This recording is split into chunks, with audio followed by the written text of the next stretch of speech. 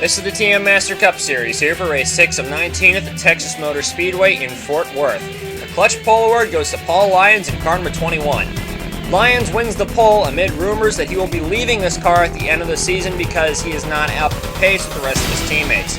National Racing got all 5 of its cars in the top 10 and 4 of them in the top 5. Alan Hodges the anomaly in the top 5 starters. Paul Lyons got a good start. Tony Durbin not such a good start. Ryan Naraki in the 32, however, got a better start. You see him coming into turn 3 in the first lap. The 32 car appears to have an edge on the 21. He looks a bit loose coming into the center of 4. Naraki in the 32 dives to the inside and leads the first lap of the race. Tony Durbin in the 33 car, now running in the 3rd position, passes Lyons for that spot and then makes a move on Ryan Naraki. This would set the tone for the rest of the day because the 33 and the 32 were by far the fastest cars on the racetrack. Ryan Naraki fell back into the field, and then Gary Edwards, Mike Whitmore, Joseph Howard, and Damian Snyder all crept in. Among the many Arlo drivers that have tried the TM Master Cup Series in recent years, add Scott Hamilton to the list. The Flash Racing development driver impressed the team enough to allow them to get a seat in the 44 car, replacing the injured Nat Taylor. Gary Edwards took the lead away from Tony Durbin, but Durbin decided he'd just go and take it right back from Edwards. Johnny Ada decided it wouldn't be a good idea to follow Durbin on the inside. James Dalton and Manny Brown decided it would. Dalton in the 00 car then passed Tony Durbin to take the lead. 00 car not having the best of seasons this year. He's missed several races. However, Manny Brown in the 22 decided to rain on his parade and lead the lap instead. James Dalton in the 00 car then, without much draft on the outside, quickly fell back. Ryan Naraki in the 32 eventually came back into the top spot, and then he and Tony Durbin began duking it out for the lead once again, those 2 cars being way faster than everyone else. There was a crash in lap 9 that didn't bring out a yellow flag. Lauren Roth in the 39 gets into the left rear quarter panel of Mike Whitmore in the 73, sends the 73 into the inside wall. That'll be too much damage for Mike Whitmore to repair in the pits, and that team would park the 73 car early on in the going. When we usually talk about Leonid Roderick in car number 4, we usually talk about his successes and where he's running on the racetrack, usually towards the front. However, Roderick is running towards the back in order to avoid what he called would be all the accidents that would happen in the front of the field. So far, it wasn't looking to be true. National Racing teammates Ryan Naraki, Justin Brooks, and Tony Durbin swapped the first 3 spots for a few laps with Curtis Darcy and the Flair Motorsports Menard in the 4th position. Brooks fell back and then left Durbin and Naraki in the front with Curtis Darcy, and James Dalton driving his own car worked his way up into the 4th position. See in the back Enzo Medina and Colin Evans in the 56 and the 30 cars making a run, and coming into the quad oval, Ryan Naraki took the lead away from his teammate and mentor Tony Durbin and decided it would be nice to lead for a while. Ryan Naraki in the 32 car clocked the fastest lap of the race that time by. Stuart Sandoval in the 77 car for Chapman Motorsports worked his way up in the second a few laps later, and then he decided that he wanted to get around the 32 and put him in the back of the field. Sandoval dove on the inside, showed the power of the Chapman motor, and took the lead from Ryan Naraki in the backstretch.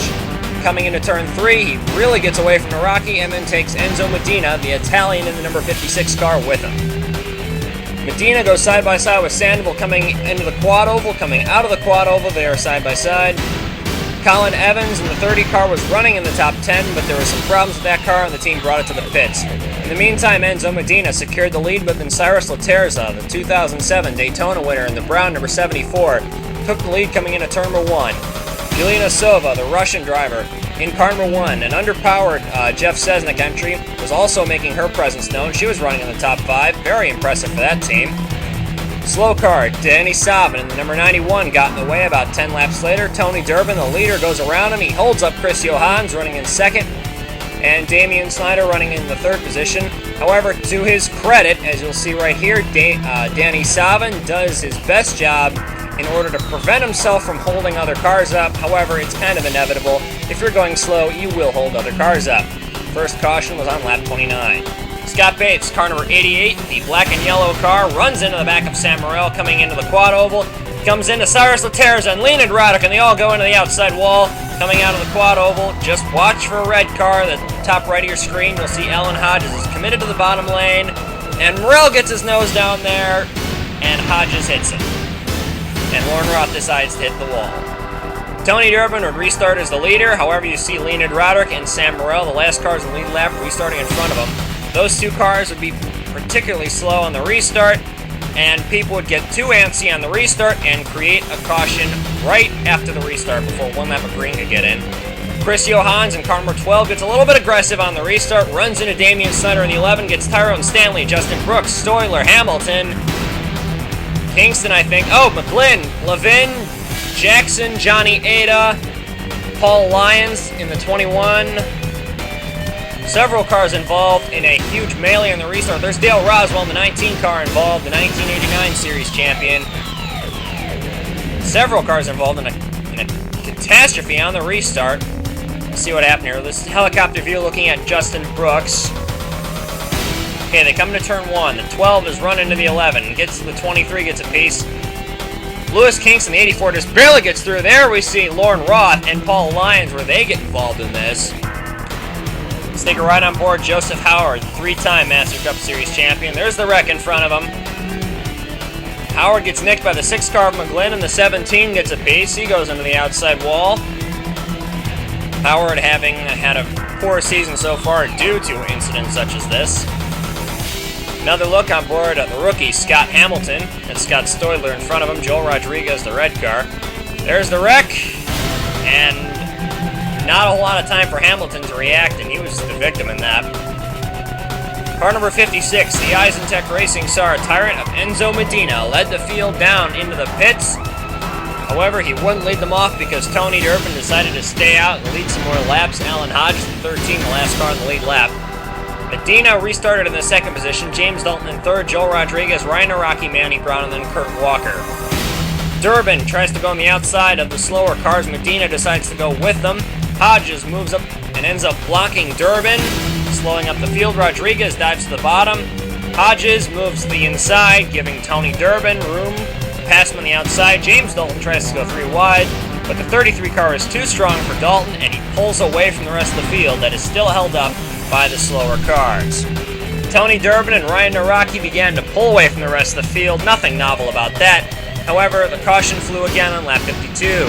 If Chris Johans in the 12 car made any friends before the start of this race, he was about to lose the rest of them. He runs into Curtis Darcy, collects Justin Brooks, sends both cars up into the outside wall. Danny Salvin gets a piece. Anthony Evans, the Texas native, not what he wanted to see at his home track. Chris Johans in car number 12 would be called to the hauler for what the officials called then an interesting discussion. Ryan Araki in the 32 gets a good jump on the rest of the field. Coming to the restart, Manny Brown is in second place, Kurt Walker is in third, Joel Rodriguez in fourth, and a lot of slower cars being seen towards the front of the field. A lot of cars that qualified towards the back of the grid, including Kurt Walker in the 24 car. The Gazelle Racing car started last. Chris Allen in the 71 car took the lead. This is his first TM Master Cup Series start of the season. He has not qualified for any of the other events. He is running a similar car to that Curtis Darcy ran. No surprise to see both them in the front.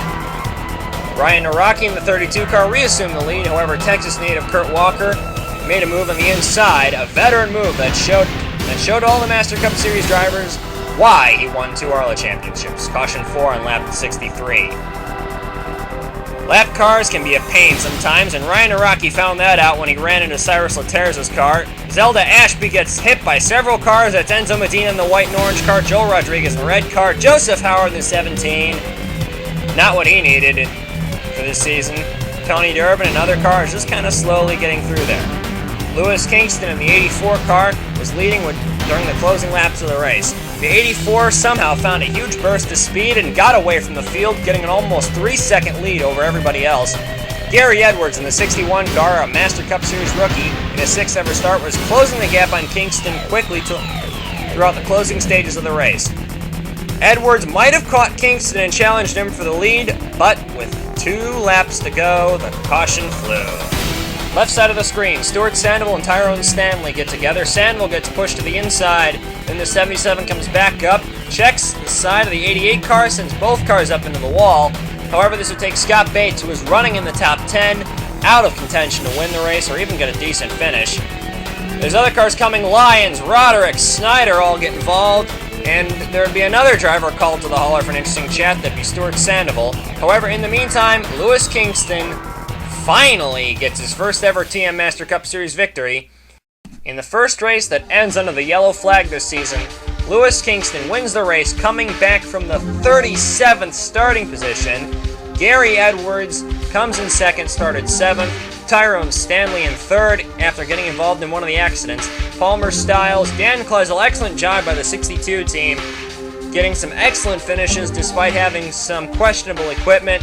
Tony Durbin in 6th, Eric Jackson, Todd Wodarczyk, Rookie of the Year contender, Julian Osova, excellent finish by the Jeff Cessna crew, and then Kurt Walker in car number 24, showing everybody why he won 2 Arla Championships, records another top 10, and an excellent job by him today. And here's the top 10 in points. Surprise, surprise, we've got rookie Kurt Walker leading the standings after 6 races in this series.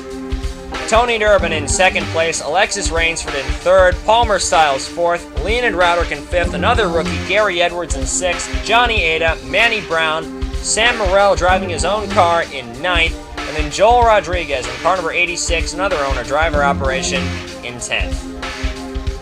And here's 11 through 20, Damian Snyder in 11th place driving car number 11, Colin Evans in 12th, Dan Kleisel in 13th, Lewis Kingston, after a lot of unremarkable performances, finally breaks through, gets his first win, and is up to 14th in points.